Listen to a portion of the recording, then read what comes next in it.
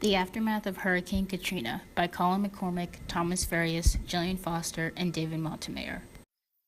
In the aftermath of the hurricane, the rescue and recovery efforts were highly criticized for being inefficient and lacking.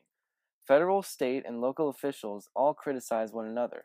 Ultimately, a committee of the U.S. House of Representatives investigated the aftermath recovery efforts and said all levels of government had failed.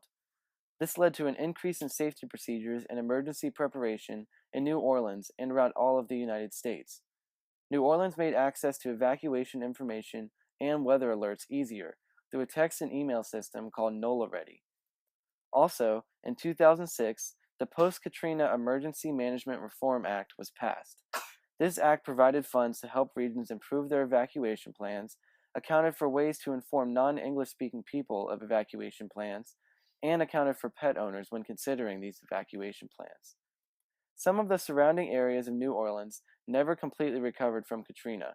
Some neighborhoods on the outskirts of the city are still in ruins even today. With thousands of people displaced, the city of New Orleans became gripped by chaos and at times violence. As people searched for shelter, food, and other resources, reports of looting, carjacking, and other kinds of violence circled around various media outlets. For days, authorities that were scrambling to deliver aid had to deal with the violence they encountered in the streets. Claims of police violence and racially motivated violence, especially around Algiers Point, became widespread. Reports of white vigilante groups targeting African Americans were also common. However, many of the reports put out by the news outlets regarding violence turned out to be exaggerated, imprecise, and even fabricated, making it very difficult to measure the magnitude of the violence that took place. A lot of homeowners' properties were left in ruins after Hurricane Katrina. As these homeowners sought to have their houses repaired, fraudulent contractors began to boom. According to Louisiana officials, complaints against fraudulent contractors skyrocketed after the hurricane struck.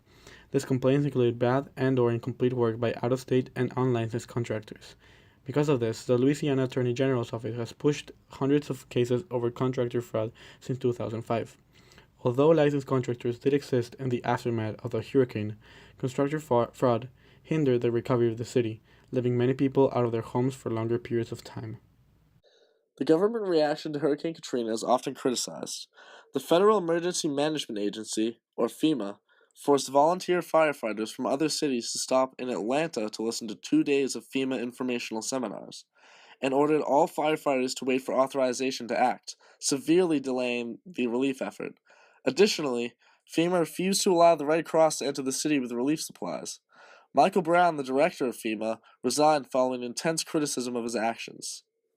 The Bush administration is most often blamed for the severe lack of reaction, and was even the subject of a congressional investigation. While Congress placed most of the responsibility on the Bush administration, they also focused on Ray Nagin, the then mayor of New Orleans, who did not order an evacuation until less than 24 hours before the storm hit. August of 2015 marked the 10-year anniversary of this devastating natural disaster. Despite some successes, such as decreased numbers of homeless people or decreased jail incarceration rates, poverty rates in New Orleans were still at 27% at the 10-year anniversary, which is very high. The city is still recovering from the overwhelming loss of population from the hurricane. Katrina caused a decrease in half of New Orleans' population. The aftermath of Hurricane Katrina is illustrated in Beyoncé's visual album Lemonade. During the song Formation, the video set entirely in New Orleans encompasses the Louisiana culture. The video begins with Beyoncé standing on top of a New Orleans police car in a residential neighborhood with the area around her severely flooded. Throughout the video, the water level around the car continually rises until at the end she is fully engulfed by the floodwaters as she drowns. Critics have targeted her specifically for this scene, claiming that she appropriated the aftermath of Hurricane Katrina, making money off of their miseries. Furthermore, survivors have attacked this certain part of the video for triggering severe flashbacks. Another factor of the aftermath of Hurricane Katrina that is depicted in the video is the violence. A little boy is featured dancing in front of a line of police officers in SWAT gear. When the boy is finished dancing, he puts his hands up as the officers also put their hands up. The video then pans a wall that says "Stop shooting us," alluding to the increased racial and police violence in the aftermath of Hurricane Katrina. Residential areas are continually shown throughout the video. The houses in these neighborhoods are intact but run down, showing that New Orleans has been improved since the hurricane, but there is still work to be done.